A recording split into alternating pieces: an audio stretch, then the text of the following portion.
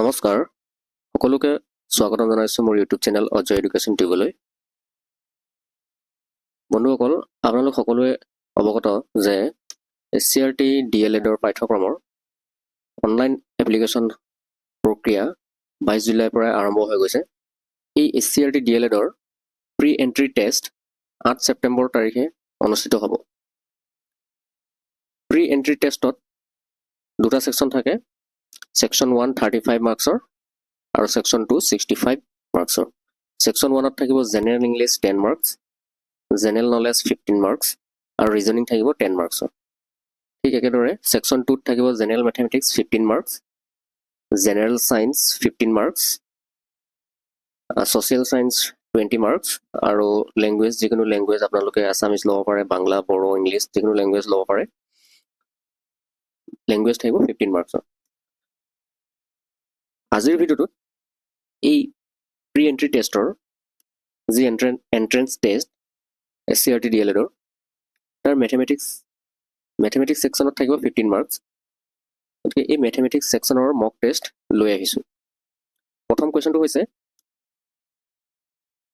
40ৰ 320% কিমান হ'ব? 40ৰ 320%। 40ৰ 320%। 320% মানে হৈছে 100 ভাগৰ 320। ইয়াৰ ভেলুটো কিমান হ'ব? 0 0 কেঞ্চেল যাব, 0 0 কেঞ্চেল যাব। 4 আৰু 320 পূৰণ কৰিলে কিমান হ'ব? 4 আৰু 32 পূৰণ কৰিলে 4 দুগুণ 8, 4 তিনি গুণ 12, 128। গতিকে শুদ্ধ উত্তৰটো হ'ব অপশ্যন এ 128। নেক্সট, যদি মাৰ্ক প্ৰাইচ 650 হয়, তাৰমানে চিহ্নিত মূল্য 650 টকা আৰু ৰেহাই 10% হয়, তেন্তে SP কিমান হ'ব?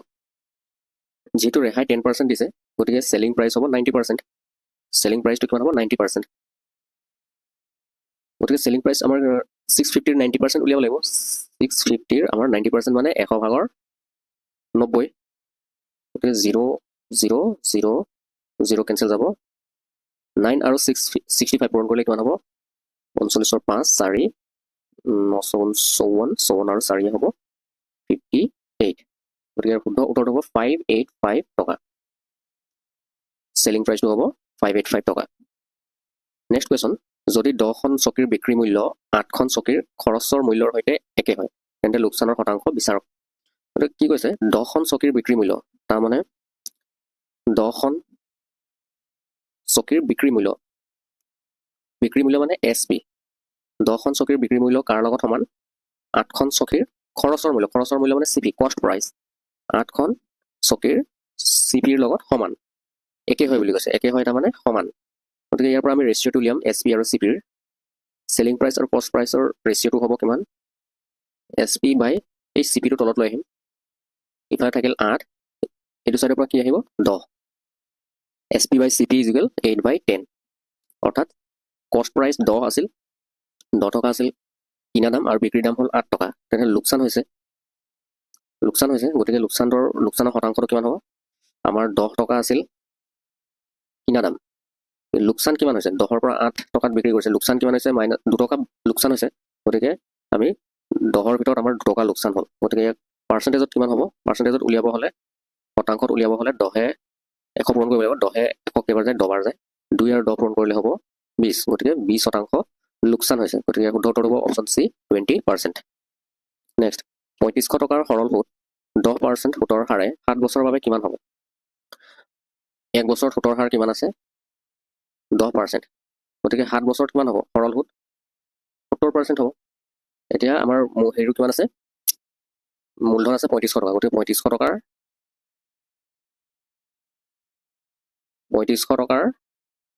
টকাৰ আমাৰ কি লাগিব? তাৰ 70%ৰ ভেলুটো উলিয়ালে আমাৰ এনচাৰ ওলাব। গতিকে 3500 টকাৰ 70% কিমান হ'ব? 70% মানে 100 ভাগৰ 70। 0 0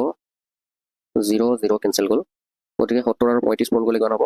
35ৰ 5 = 3, 7 3 21, 21 22 23 2450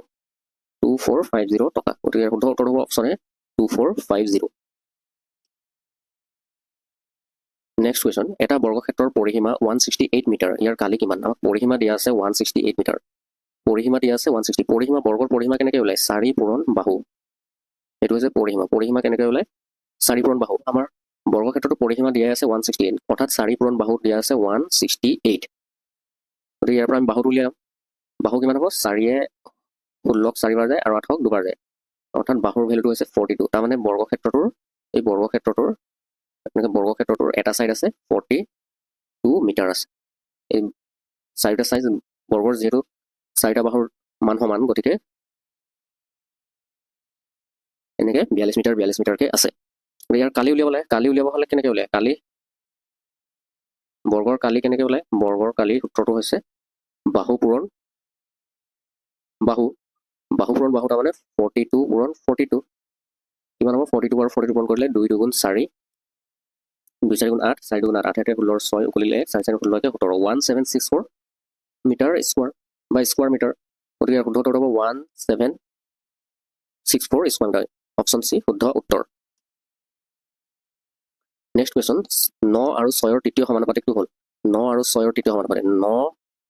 6 আৰু তৃতীয় সমানুপাতিকটো x বুলি ধৰি ল'ম গতিকে তৃতীয় সমানুপাতিকটো এই xৰ ভেলুটো কেনেকৈ ওলাব যেহেতু সমানুপাতৰ এটা সূত্ৰ আছিল 9 আৰু 6ৰ যি অনুপাত 9/6 সেইটো কাৰ লগত সমান হ'ব 6 আৰু xৰ লগত সমান হ'ব তাৰমানে 6/x এইটোৰ লগত সমান হ'ব গতিকে আমাৰ এই xৰ ভেলুটো লাগে xৰ ভেলুটো আমি কেনেকৈ পাম xৰ ভেলুটো পাবলৈ হ'লে xটো আমি এই সাইডে লৈ আহিলোঁ তেতিয়াহ'লে সেইটো সাইডে কি যাব ওপৰত এটা 6 আছেই 6 পূৰণ এইফালৰ পৰা এটা 6 যাব ঠিক তেনেদৰে এই 9টো ওপৰত আছিল আহিব তলত গতিকে শুদ্ধ উত্তৰটো হ'ব 6 6 গুণ 36 ডিভাইডেড বাই 9 9 36 কেইবাৰ যায় 4 বাৰ যায় গতিকে শুদ্ধ উত্তৰটো হৈছে অপশ্যন এ 4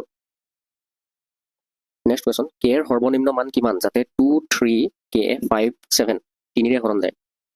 2 আমাৰ সংখ্যাটো দিয়া আছে 2 3 কে 5 7 এই সংখ্যাটো তিনিৰে হৰণ যায় তিনিৰে হৰণ যাব হলে ইয়াৰ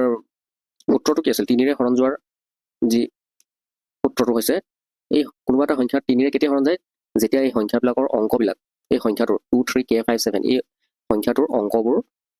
যি যোগফলটো যদি তিনিৰে হৰণ যায় তেতিয়াহ'লে এই গোটেই সংখ্যাটোৱে তিনিৰে হৰণ যাব গতিকে অংকবিলাক আমি যোগ কৰি চাওঁ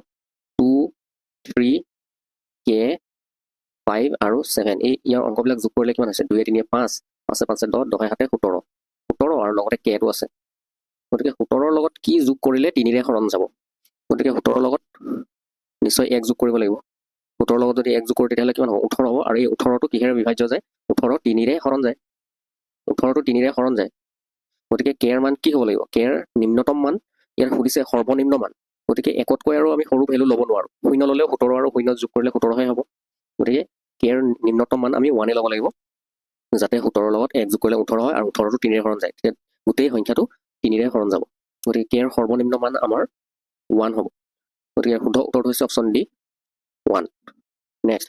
যদি কোনো বিদ্যুতৰ বিলৰ 10% কৰ্তন কৰা হয় তেন্তে 45 টকা এতিয়াও পৰিশোধ কৰিব লাগিব বিলৰ পৰিমাণ হ'ল তাৰমানে 10% কৰ্তন তাৰমানে 10% কৰ্তন ডিডাক্ট কৰাৰ পিছতো 10% মানে কাটাৰ পিছতো 45 টকা বেলেঞ্চ থাকি যায় গতিকে এই 45 টকাটোৰ ভেলু কিমান হ'ব 90%ৰ ভেলুটোৱে 45 যিহেতু 10% অলৰেডি ডিডাক্ট কৰিলে কৰ্তন কৰিলে কাটিলে গতিকে বাকী থাকি কিমান 90% আৰু সেই 90%টোৱে কিমান দি আছে 45 টকা 90% মানে হৈছে 45 টকা গতিকে বিলৰ পৰিমাণটো উলিয়ালে বিলৰ পৰিমাণটো সদায় 100% থাকে গতিকে 100%ৰ ভেলুটো উলিয়াব লাগিব 90%ৰ ভেলুটো আমাক 45 টকা দিয়া আছে 100%ৰ ভেলুটো কিমান হ'ব গতিকে 100% ভেলুটো কেনেকৈ ওলাব 45ক এইফালে এই 90টো তললৈ যাব তাৰ মানে 90%টো 45 হয় 1%টো কিমান হ'ব 1%টো কিমান হ'ব 45/90 গতিকে 100%টো কিমান হ'ব 100টো পূৰণ কৰিব লাগিব 0 কেঞ্চেল গ'ল 9 45ক কেইবাৰ যায় 5 বাৰ যায় 5 আৰু এইফালে 10 তাৰমানে 50 100%ৰ ভেলুটো হ'ল 50 টকা গতিকে শুদ্ধ উত্তৰটো হৈছে বি 50 টকা নেক্সট 8 12 আৰু 6ৰ চতুৰ্থ সমানুপাতিক হৈছে 8 12 6ৰ চতুৰ্থ সমানুপাতিক সেইটো হৈছে x বুলি ধৰি লওঁ আমি গতিকে সমানুপাতৰ সূত্ৰটো কি আছিল সমানুপাতৰ ধৰ্মবিলাক কি আছিল এই প্ৰথম সমানুপাতি আৰু দ্বিতীয় সমানুপাতিৰ যি ৰেচিঅ' 8/12 সেইটো কাৰ লগত সমান হ'ব 6 আৰু xৰ লগত সমান হ'ব 6 ডিভাইডেড বাই x 6 আৰু xৰ অনুপাতৰ লগত সমান হ'ব ইয়াৰ পৰা আমি xৰ ভেলুটো উলিয়াম xৰ ভেলুটো কেনেকৈ ওলায় xটো আহিল বাওঁপক্ষলৈ ওপৰত আছে 6 আৰু এইফালে বাওঁপক্ষৰ পৰা 12 যাব ওপৰলৈ ঠিক ইফালে বাওঁপক্ষৰ পৰা সোঁপক্ষলৈ 8 তললৈ আহিব 8 যিহেতু ওপৰত আছে গতিকে এক্সৰ ভেলুটো এনেদৰে উলিয়াম 6 আৰু 12 পূৰণ কৰিলে হয় 72 ডিভাইডেড বাই 8 8 62 9 বাৰ যায় গতিকে ইয়াৰ শুদ্ধ উত্তৰটো হৈছে অপশ্যন বি 9 নেক্সট কুৱেশ্যন 6 আৰু 49ৰ মাজত থকা 5ৰে বিভাজ্য সংখ্যাবোৰৰ গড় হ'ল 6 আৰু 49ৰ মাজত 5ৰে বিভাজ্য কি সংখ্যা আছে 6 6ৰ পিছত আছে 7 8 9 10 এই 10টো 5ৰে বিভাজ্য হয় ঠিক একেদৰে 15টো 5ৰে বিভাজ্য হয় তাৰপিছত 20 25 30 35 40 45 তাৰপিছত আৰু 46 47 48 49 এইবিলাক থাকিব আমাক দিয়া আছে 6 আৰু 49ৰ মাজত এইবিলাক সংখ্যাই আছে এই সংখ্যাবোৰ 5ৰে বিভাজ্য হয় আৰু এই সংখ্যাবিলাকৰ আমাৰ গড় উলিয়াব লাগে গতিকে গড় উলিয়াবলৈ হ'লে আমি কি কৰিব লাগে এই সংখ্যাবোৰ আমি যোগ কৰিব লাগিব 10 আৰু 15 যোগ কৰিব লাগিব এই সংখ্যাবোৰ আমি এনেদৰে যোগ কৰি এই সংখ্যাবোৰ আমি যোগ কৰি কিহে হৰণ কৰিব লাগিব কেইটা সংখ্যা আছে 1 2 3 4 5 6 7 8 যোগ কৰি 8ৰে ডিভাইড কৰিব লাগিব যেটো যোগ কৰিলে এই সংখ্যাটো ডাঙৰ হ'ব বহুত ডাঙৰ সংখ্যা হ'ব গতিকে আমি যোগ নকৰোঁ অন্য এটা নিয়মেৰে আমি কৰি যাম আমি সংখ্যাবোৰ আমি ধৰি ললোঁ এনেদৰে আমি লিখি ল'ম 10 মই আকৌ এবাৰ লিখি দিছোঁ সংখ্যাবোৰ 10 15 20 25 30 35 40 আৰু 45 এই সংখ্যাবিলাকৰ গড় আমি ধৰি ললোঁ 30 এতিয়া ধৰি ললোঁ আমি 30 বুলি ধৰি ললোঁ যিকোনো এটাক আমি ধৰি ল'ব লাগে এনেদৰে আমি 25 ধৰিব পাৰোঁ মই ধৰি ললোঁ 30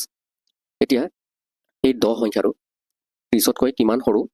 সেইটো হৈছে -20 ঠিক একেদৰে 15টো 30তকৈ কিমান সৰু হৈ আছে -15 ঠিক একেদৰে 20টো 30তকৈ কিমান সৰু 10 সৰু গতিকে এইটো -10 হ'ব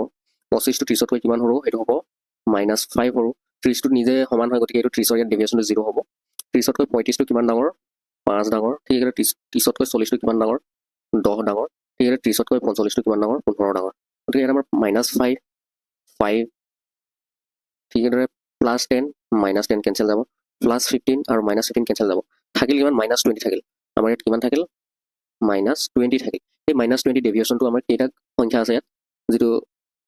সংখ্যা আছে 1 2 3 4 5 6 7 8টা সংখ্যা আছে এই 8টা সংখ্যাৰ মাজত আমি ডিভাইড কৰি দিম -20টো 8টা সংখ্যাক যদি ভগাই দিওঁ কিমান হ'ব 8ৰে 20ক কেইবাৰ যায় মাইনাছ চিনটো আহিবই 8ৰে 20ক 8ৰে 8 দুগুণ 16 16 আৰু আছে 20 হলে কিমান বাকি থাকিল 4 থাকিল পইণ্ট দিয়াৰ লগে লগে 40 হৈ যাব 8ৰে 40ক 5 বাৰ যায় মানে -2.5 আমাৰ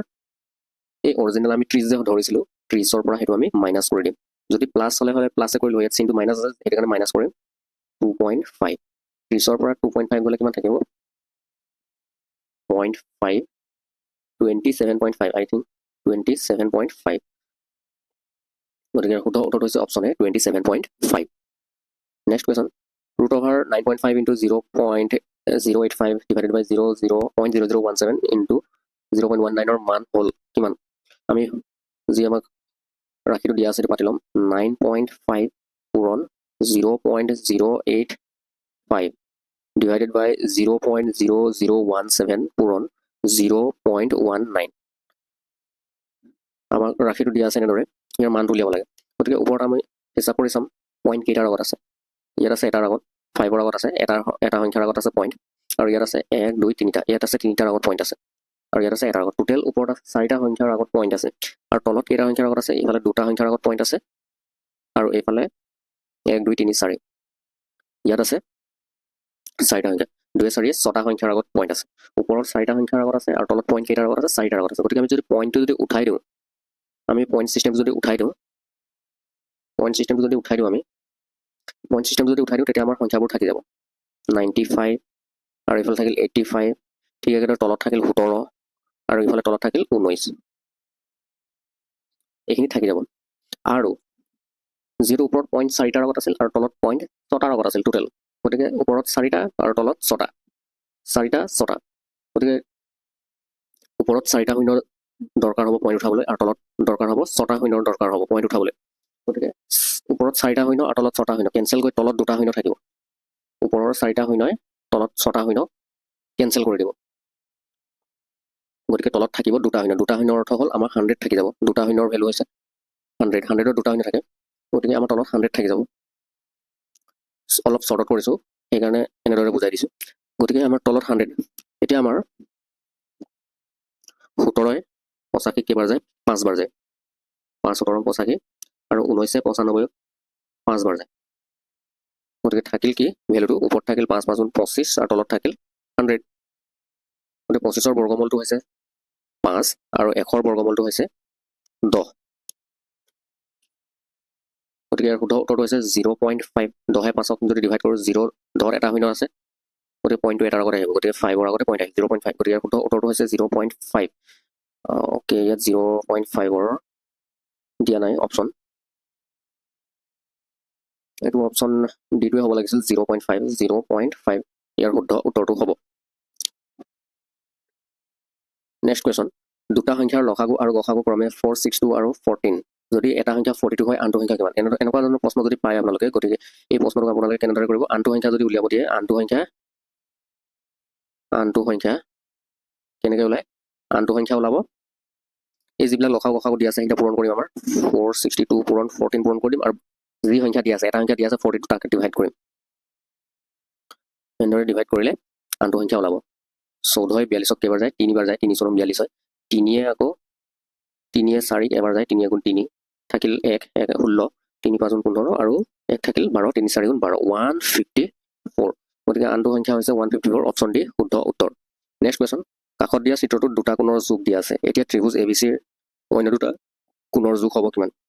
তাৰমানে এই অন্য দুটা কোণ তাৰমানে এই কোণটো আৰু এই কোণটোৰ যোগ লাগে আমাক এনেধৰণে যদি প্ৰশ্ন যদি দিয়া থাকে ত্ৰিভুজৰ ইয়াৰ আমাৰ এটা ত্ৰিভুজৰ এটা ধৰ্ম প্ৰযোজ্য হ'ব সেইটো কি ত্ৰিভুজৰ যি বাহিৰৰ কোণ বহিষ্ঠ কোণ বুলি কয় এই বাহিৰৰ কোণটো এই ত্ৰিভুজৰ ভিতৰত যি তিনিটা কোণ আছে এটা কোণ দুটা কোণ তিনিটা কোণ এই তিনিটা কোণৰ এই যি দূৰৱৰ্তী কোণ তাৰমানে এই দূৰৈৰ কোণবিলাক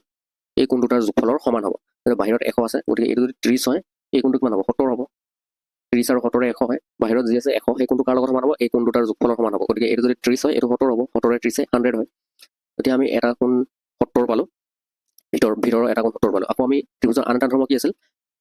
তিনিটা কোণ যোগ কৰিলে 180 ডিগ্ৰী হয় ভিতৰৰ কোণবিলাক গতিকে 30 আৰু 70 100 হয় 30 আৰু 70 কিমান হয় 100 হয় বাকী থাকিল কিমান 80 থাকিল 100 আৰু 80 মিলিলেহে 180 ডিগ্ৰী হয় গতিকে 30 70 আৰু 80 গতিকে আমাৰ বাহিৰৰ ত্ৰিভুজৰ ভিতৰৰ বাকী দুটা কোণ হৈছে 70 আৰু 80 ইয়াৰ শুদ্ধ উত্তৰটো হৈছে অপশ্যন ডি 70 আৰু 80 নেক্সট কুৱেশ্যন আয়তাকাৰ ক্ষেত্ৰৰ দৈৰ্ঘ্য আৰু প্ৰস্থ অনুপাত 25:16 যদি ইয়াৰ পৰিসীমা 738 মিটাৰ হয় তেন্তে ইয়াৰ ক্ষেত্ৰফল কিমান আমাৰ দৈৰ্ঘ্য আৰু প্ৰস্থ দিয়া আছে 25 আৰু 16 আমি ধৰি ল'ম 25x দৈৰ্ঘ্য আৰু প্ৰস্থটো কিমান দিয়া আছে প্ৰস্থ দিয়া আছে 16x ধৰি ল'লো আমি যেহেতু আমাক ৰেচিঅ' দিয়া আছে ৰেচিঅ'টোৰ পৰা আমি এনেকৈ ধৰি ল'লো ইয়াৰ পৰা আমি xৰ ভেলু উলিয়াব লাগিব ইয়াৰ পৰিসীমা কিমান দিয়া আছে 738 দিয়া আছে পৰিসীমা আয়তৰ পৰিসীমা কেনেকৈ লয় 2 পূৰণ দীঘ যোগ প্ৰস্থটো আমাক দিয়া আছে 738 মিটাৰ দিয়া আছে অৰ্থাৎ 2 পূৰণ দীঘ দিয়া আছে 25x প্লাছ প্ৰস্থ দিয়া আছে কিমান 16x ইয়াৰ ভেলুটো হৈছে 738 2 পূৰণ 25 আৰু 16x যদি যোগ কৰোঁ হ'ব কিমান 5 6 11 1 41x হ'ব ইকুৱেল 738 গতিকে আমাৰ xৰ ভেলুটো লাগে xৰ ভেলুটো কি হ'ব 2 আৰু 41 ইফালে পূৰণ হৈ আছে তললৈ যাব 2 আৰু 41 তললৈ আহিল আৰু ওপৰত আছে 738 দুইৰে কাটিম প্ৰথমতে 2ৰে 738ক যাব নিশ্চয় 2 3 গুণ 6 থাকিল 1 13 হ'ল 2 6 গুণ 12 আকৌ 1 থাকিল 18 হ'ল 2 9 গুণ 18 এতিয়া 41ৰে 369ক কেঞ্চেল কৰিম 9 বাৰ যাব 9 1 গুণ 9 আৰু 9 4 গুণ 36 9 বাৰ যাব গতিকে xৰ ভেলুটো কিমান ওলালে আমাৰ 9 ওলালে গতিকে ইয়াৰ ক্ষেত্ৰফল কেনেকৈ ওলাব ক্ষেত্ৰফল কিহৰ আয়তৰ ক্ষেত্ৰফল ওলোৱা ফৰ্মুলাটো কি আছিল দীঘ পূৰণ প্ৰস্থ দীঘ আছে 25x আৰু প্ৰস্থ আছে 16x তাৰমানে 25x আৰু 16x এইকেইটা আমি পূৰণ কৰিব লাগিব 25 আৰু 16 পূৰণ কৰিলে কিমান হ'ব 6 5 গুণ 30ৰ শূন্য 3 6 2 গুণ 12 1 5 গুণ 5 12 আৰু 5 17 হয় 17 আৰু ইফালে 30ৰ 3 উকলা আছিল 17 30ৰ 20 20ৰ শূন্য কৰিলে 2 2 গুণ 2 2 4 400 হৈছে আৰু লগতে কেইটা আছে x দুটা আছে x পূৰণ x 400 পূৰণ x x মানে কিমান x ৰ ভ্যালুটো হৈছে 9 9 পূৰণ 9 এইটো আমি কৰিলে কি হ'ব 400 পূৰণ 9 9 গুণ 81 আকৌ পূৰণ কৰিম 4 গুণ 4 4 গুণ 72 72400